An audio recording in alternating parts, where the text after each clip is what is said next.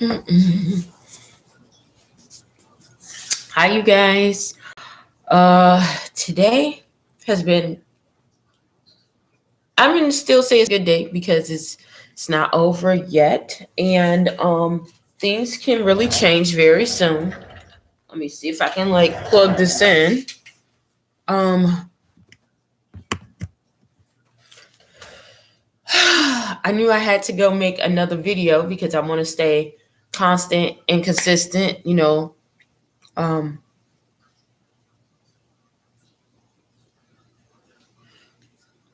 yeah, I want to stay constant and consistent. You know, um, we know that consistency beats talent any day. Not to say that I don't have talent, but this is just my road path, my roadmap. Um, as far as how my life is going, I was trying to look up some things, some informational things that I have to fill out for my mom so she can get out of the mental institution and to get true help that she needs. Um, and why I'm saying that, even though I do believe that they do, it is a stable place for her to get balance. Um, I see that some of the things that are going on there are deteriorating her. Um, and I don't want her to go backwards. I don't want her to go backwards. And it's a different feeling. People succeed more when they know that people really care for them and people, take time to do to help them become better. So, and I've seen that happen a lot with my mother. So, um, and plus, I'm already in the field doing that. So why wouldn't I do that? With my own mother, if I can do that for strangers, that would be just redundant. That would be redundant. Um, Not only that, it's just shown because I don't want to seem like I'm some kind of savior. I'm not. Um, this process has broken me. Like I've been broken into a lot of pieces, and going through this process and getting healed back, I understand it on so many different levels. I understand the need for me to help her is because I'm partially broken too. You know, um, when you're helping someone, and to become better, it's usually not because you have it all together. And I will tell you this, we none of us have it all together. It's because of our brokenness. It's our brokenness that mends us together. It really is. And just going through, I remember when God was telling me that he was going to show me what I was going to be doing, and he told me how I was going to see it firsthand.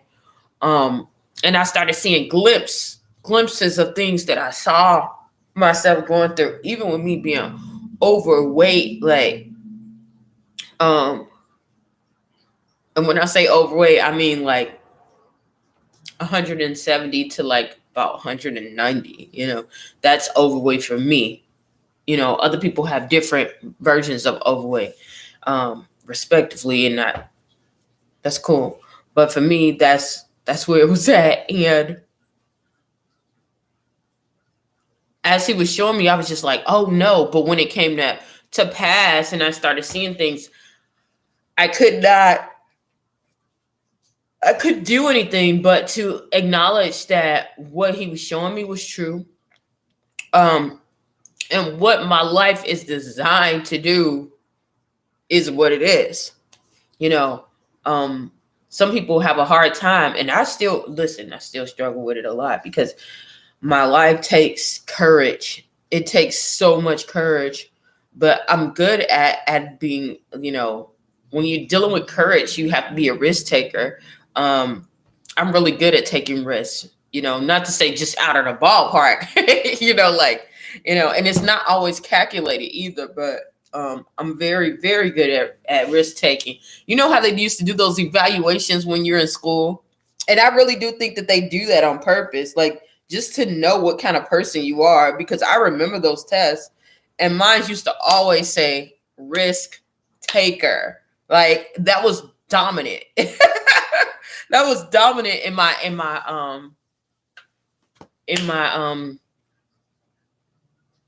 scores. Sorry you guys for the sunlight. I'm close to the blind, so if you see the little checkers, that's what's going on. I have blinds and I am in a loft condominium. So I have to get my blinds and things tailored, and I change the color of what I have because I have to change it every month because that's just me. I don't have to, but I do. And I haven't purchased any, or I haven't made any because I've been busy doing a lot of other arts and crafts. And yeah, I just been busy. So anywho, that risk taking thing, I've always had that in my test when they do those assessments. From when I remember, from when the time when I was in preschool taking the test all the way through college. Which was funny because all the guys, I thought that something was going on with me because even some of the girls, they're risk taking when they took those assessments and everybody's looking at everybody's things.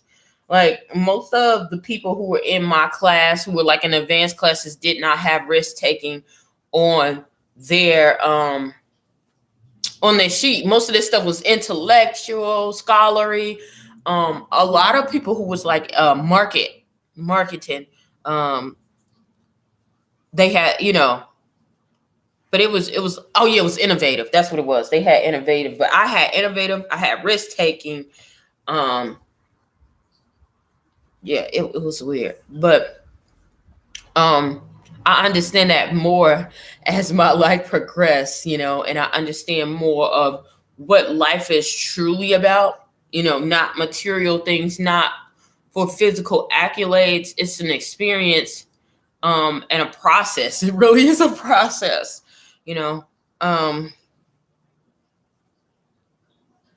So yeah. But back to that story. I was finishing the papers for my mom, to get her, out of that place and just trying to do things the right way. Especially since I know that the case manager that is over her is very limited, has a kind of a limited view. She's very skilled at what she does, but she has very, very much a limited view of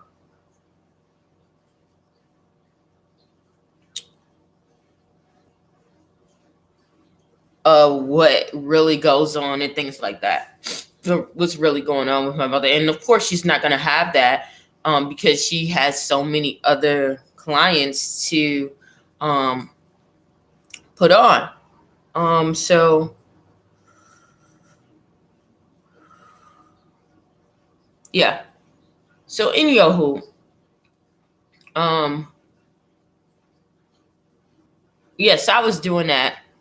I didn't talk to my mother. If you guys seen the other video, I didn't put on there when I talked to my mother because I did not want to. Well, I have relatives that came out of town. They were out, and I told my mom. Well, I said my aunt. I told my mom, what was going on, and she wanted to talk to them, and they said, "Oh yeah, we're gonna talk to her." So I was like, "Okay, well, she only gets 20 minutes. So since they're out of town, and it's only 2 people who are allowed to even call her, but since they're all in the same group and they're all together, they can all have a chance to talk to her." For both of the times, they don't get to talk to her for a good minute. They haven't talked to her for months. If you come, if you're from like a big, large family, I don't really think our family is large, but it's a nice size, but it's not small. It's not small. But if you come from a nice size family, you kind of miss that interaction sometimes, if you guys hear the beeping, that's my laundry. So I just told them like, okay, you guys can have my turn, and do it. Now, something told me to call her anyway, but I was like, I'm not going to be greedy and I can use that time, It's only 10 minutes. That time that I can use can help me. I can focus my attentions on something else. So I called today, and I even called before, like, just to make sure, like, if they use the time. They're like, oh yeah, well, we're gonna do it. I'm like, well, you guys still have time. Everyone's there, right?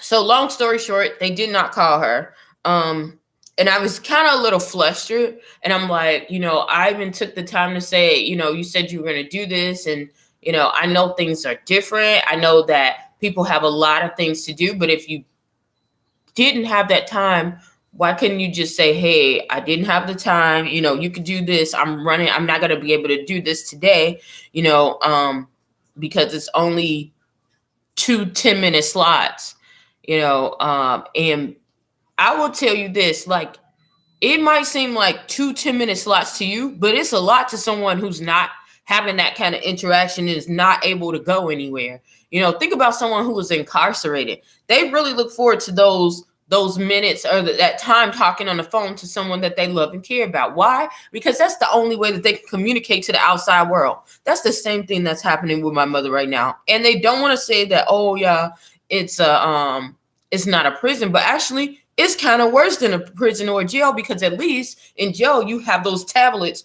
where you can pay and you can talk to people. When you're in there, you can't really do that, can you? No. No, they're not able to talk. They're not able to have Zoom conferences, any of that kind of interaction whatsoever.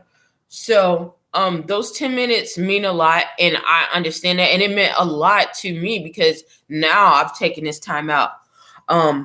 But I've learned through time and through grace and through everything that sometimes you have to be okay with things not always going the way that you think that should have planned. And it's okay for those things to happen like that, but make sure you have yourself.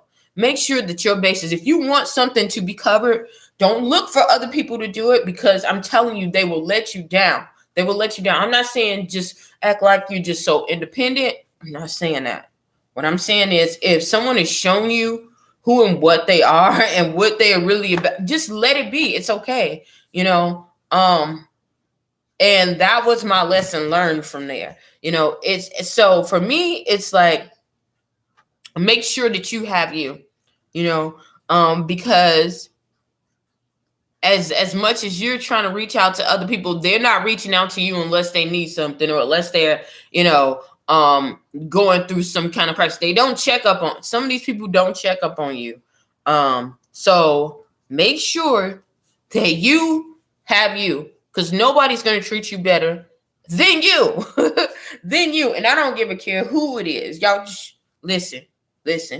I've been in a lot of tough situations trying to help somebody else out, because you're like, oh yeah, well, we're this close and we're this, and and then when the shoe turns around, they can't help me. Sometimes they can't help me because they can't help themselves. And you don't even want to be in that situation. Growing up and getting more of an adult, there's certain things that what to step back from and do. So yeah, I'm gonna go ahead and call her. I don't know if they're gonna allow me, because usually this is their time to call, but since their policies have changed, we're gonna see about that. Either way, I'm just gonna ask them some questions if they don't let me call her or talk to her. But here we go. Thank you for calling Richmond State Hospital. Please listen carefully to the following up. Wait while I transfer your call. Richmond State Hospital, how can I help you? Hi, I'm calling for 420 Unit A. Give me just a second. Thank you. You're welcome.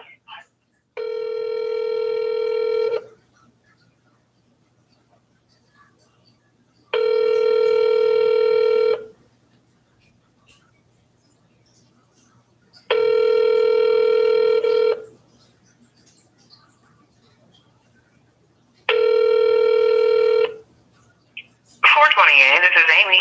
Hi, I'm calling for Patricia Dean. Hang on just one moment. I'll transfer you to the cordless phone and we will go get her for you. Thank you. You're welcome. Now, I just want to know, when did this policy stop, y'all? Now they just had this policy.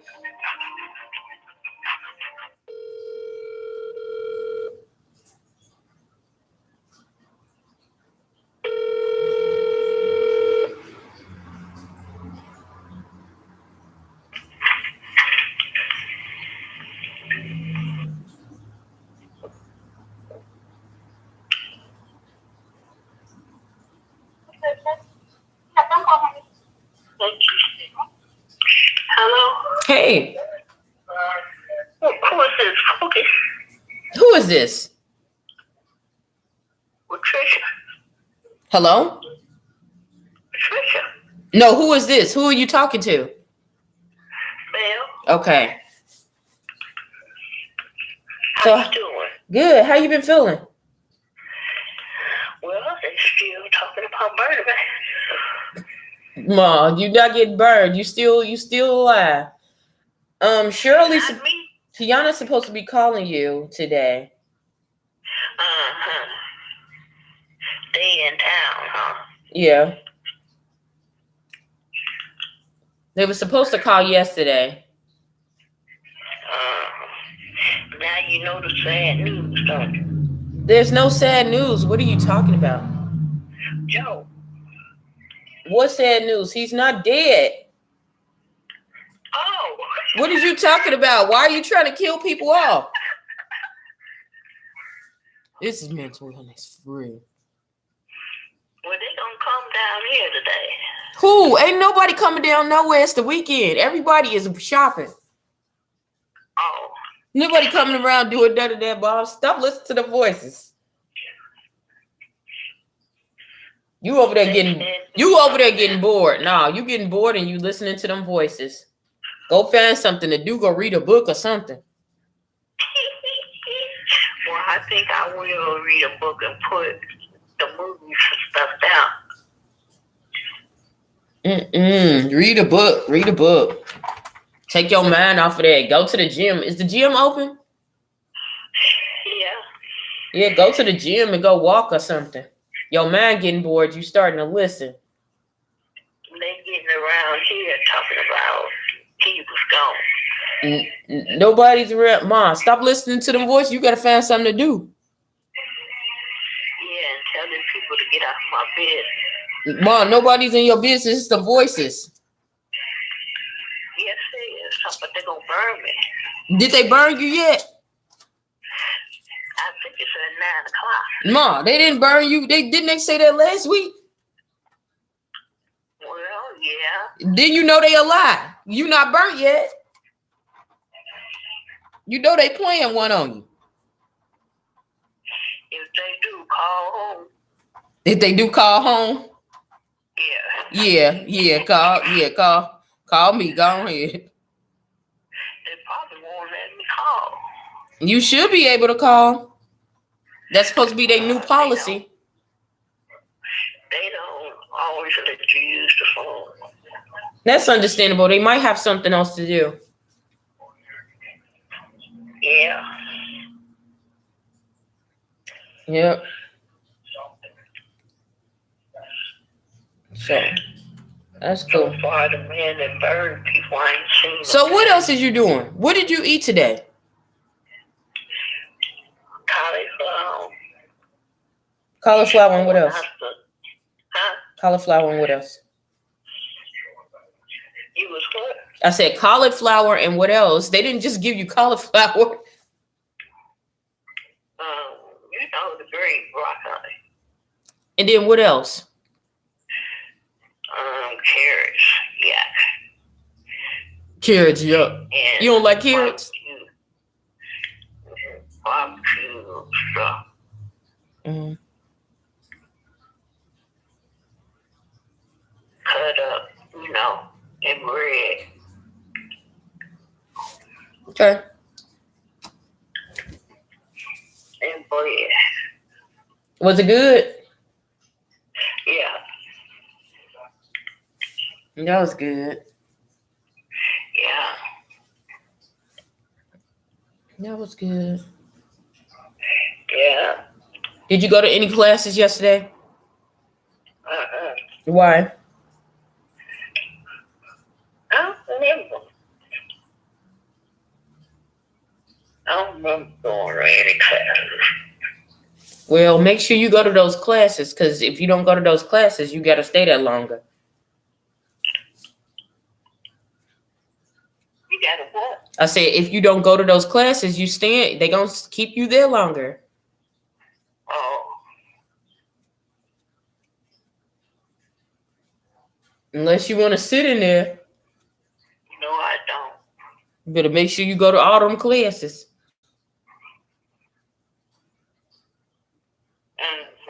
Oh, shoot. Luna over here tired. She done laid down and everything.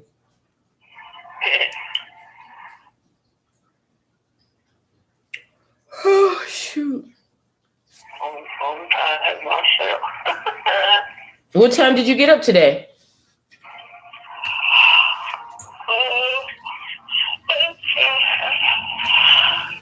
Hello? 11? 7. Oh, in the morning?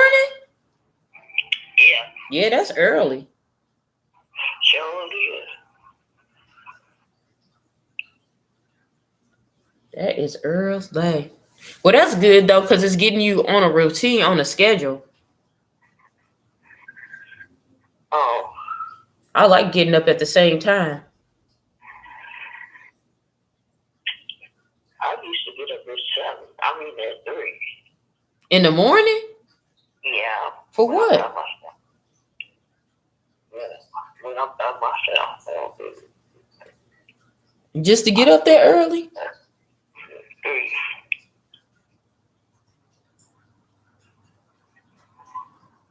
Okay. Oh, shoot.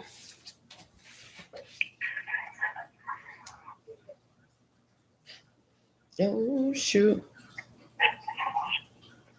And I don't be tired either. What time you go to bed, though? About 8 or 7. Oh, you go to bed kind of early, though. Yeah.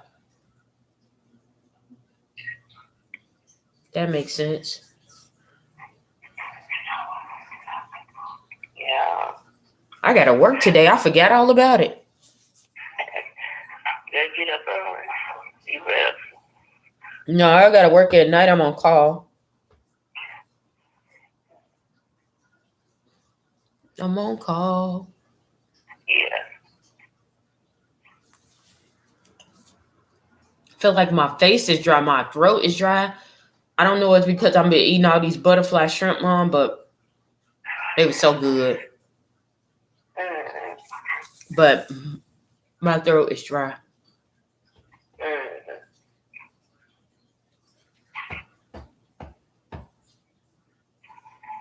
It is indeed dry. Oh, shoot. I forgot to go pick up that package. They sent your package back. I put the wrong zip code on it. Oh, okay. Yeah, I forgot about it. I didn't even get up today in time because the post office near me closed at noon. I forgot, but I got up so late today. I just thought about it. Excuse me.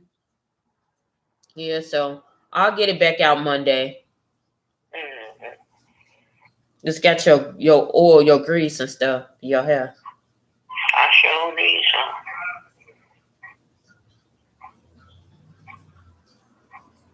Yeah. So you'll be okay. All right, Mom. Well, I'm going to have to talk to you later because your 10 minutes up.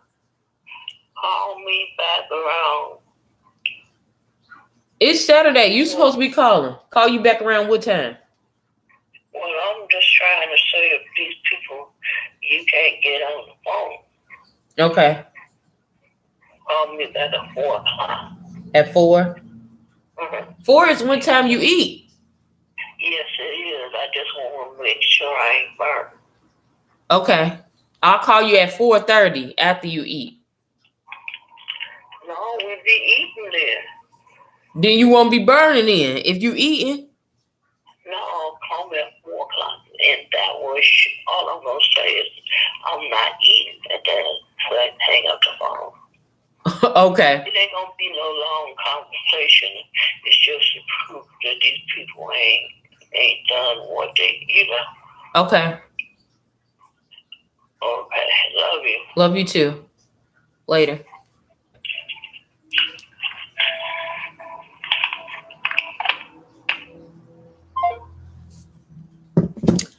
Y'all, listen, if I could see my mom, I know that sounds kind of crazy, because that conversation really kind of, and she's been talking about that for a minute. I want to say that I have good hopes, but as you guys can see, she's retracting. Either she's retracting and not getting the momentum to go forward, or worst case scenario, something is going on behind the scenes, which I really don't think the second option is happening at all. But what I have seen and what I am seeing is that where she's at is not working for her. And if you guys see some of the techniques that I got her to bring back into reality, I know it sounds really kind of harsh, but if you know the client, and I have to say that I don't, sometimes I have to separate my mother from, her mental illness from my mother, from, that, and from the training that I've learned. Sometimes you have to snap people out of their cognitive dissonance. Like sometimes you'll be out of it, and with mental illness, people think that once you're out of it, that's it. And a lot of people end up going to prison or having to serve jail time because they have they have the competency to do right, but when their mental illness comes in, it's like 1 minute they're this way, and the next minute they can snap back out. They can be going towards psychosis, and then the next minute they're out. So it's really good to understand and to know what you can do to help snap the person who is going through some kind of delusion, how to get them out. Sometimes if you look on my channel, sometimes you will see that my mother, when I try to tell her the truth or say something like that, it gets her angry. She will hang up. She will, she just won't believe it. And a lot of people won't do that, but it's a way where you can do it where you really need to gain their trust. You don't, because they already feel like sometimes that they're going out of their mind anyway. But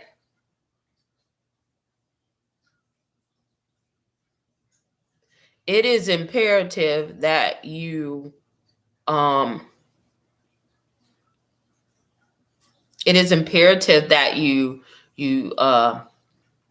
do that. You kind of grasp and get some trust or some bond with them to let them know that, hey, you're still accepted. We still love you. What's going on? You're just having a mental breakdown. You're having, you're seeing things that we cannot see, and you're letting what you can see and what we cannot see, dilute your reality. What we both can see, what we both see, and yeah. So, yeah, so you just need to have that kind of bond and build that trust to say, okay, hey, and just like she was telling me to call her back at a certain time to make sure, even though we know everything is going to be okay, you still want to have that trust. I'm not saying to lean into the delusion. You definitely don't want to lean into the delusion, okay? Because that's going to amplify it. But there are certain techniques that you can do to get them back out. And I didn't just learn some of those techniques just by being in the mental health arena. Seeing mental health was something that I had to live through my entire life. My entire freaking life. And even I would even say this sometimes what people call mental illness is an injustice, um, especially with people of color, because mental illness was sometimes used against us as a weapon to say that our views and our standpoints and our education level was invalid compared to other people who were not people of color. There were there were many times where people were deemed insane um, just because they felt like they needed to vote. So and they were totally sane, but because you're living in around people who are in delusion, that's what happened, which is sad and unfortunate. But I just wanted to bring out that point of truth. Now we know that that's not what's happening with my mother. My mother literally has a mental illness, but I just wanted to give you guys some facts and some background on that, because then you'll see the breakdown of it, because there are a lot of people who don't come out and ask, try to get help or anything like that because of the stigma behind it, because of the stigma behind it. And just because I don't even know how to explain that. I believe, I'm not saying this off of a clinical background or anything. I believe, because what I've seen based off of me traveling and seeing the world and speaking to different nations and experiencing culture, okay? I honestly do not believe that just because someone is seeing something that I don't see, as someone who is insane, anyone who is spiritual or have a spiritual background, whether it's Christian, whatever, Zulu Nation, whatever it is, a lot of those people have the gift of seeing things that we don't see. So that, my friend, is not a mental illness. It is when it conflicts and it affects the way, to me, it is affecting the way that how you conduct yourself in the physical. And now when it's limiting you to that point where you cannot comprehend and you can't function physically, that is when that comes out.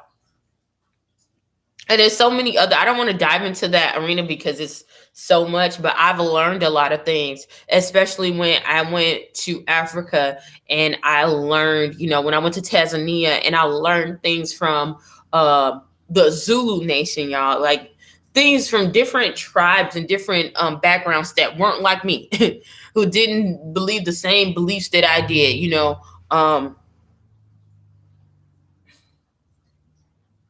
and how they went about dealing with people who they deemed had mental illness. Even in India, the same way. Like I just saw a lot of things, and I'm not a person that's high on the clinical scale of mental illness, like a doctorate or a master facilitator or a master clinical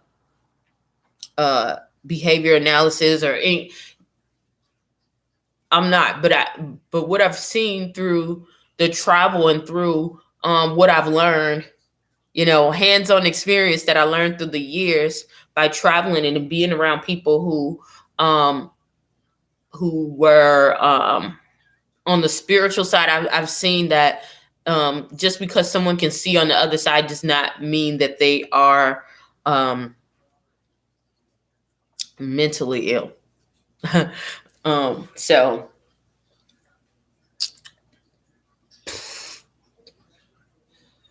yeah, so that's all I want to say on that. Oh yeah, and another thing I forgot, because of everything that I learned during this whole time, I've learned how to stand on my own. Meaning I stand on what I know to be true, based off of what someone is telling me, because it's a different ballgame when you experience some things for yourself and you see some things changing. If someone told you that that yellow and blue make green, and yellow and blue make green all the time, and you have to put yellow first in a container first, then put the color blue in to make green, and that's the only way that it can come out green, you're going to believe that that is true until someone else who does not believe in that dynamic makes something else happen. Versus you've been doing that the whole time, and they've been telling you have to put in yellow first before you put the droplets of blue in there in order to get the green, okay? And someone comes along and says, okay, well, that's true, but you can also put in blue first and put yellow, and it'll still come out green. And then you don't believe it because you've been told this until you see it happen. Until you see it happen.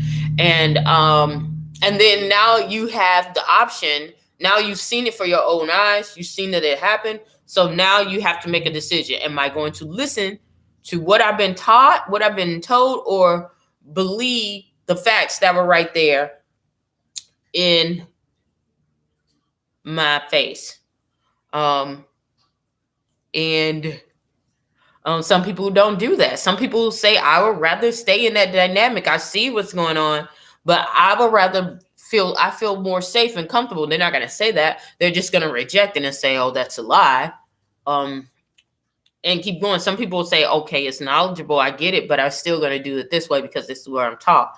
And then there's other people who say, okay, I can see that that's happening. I'm going to get rid of that and I'm going to do it the opposite way and see. And then there's other people who say, okay, I see that it happens either way, and I'm going to do this to make it happen. I can do it either way. I have options now. That is what I saw. Now, I'm not saying that as far as my faith. I'm definitely not saying that as me changing my belief or changing my belief system. But what as far as who do I choose to serve?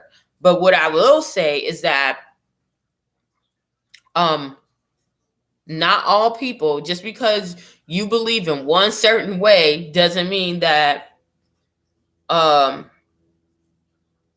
there's not other ways for this to happen, for the same outcome to happen,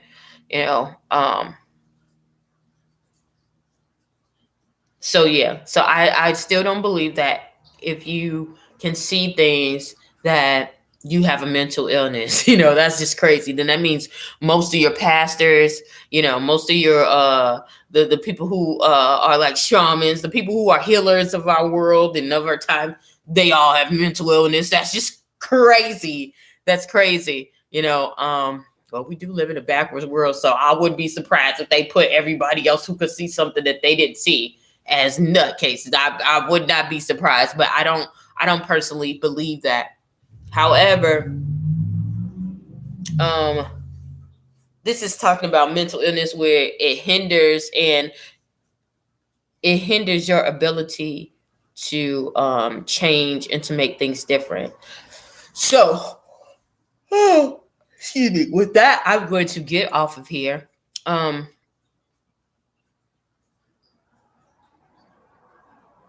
And yeah, I think I might make a video today about because I did want to talk about what I came across and what because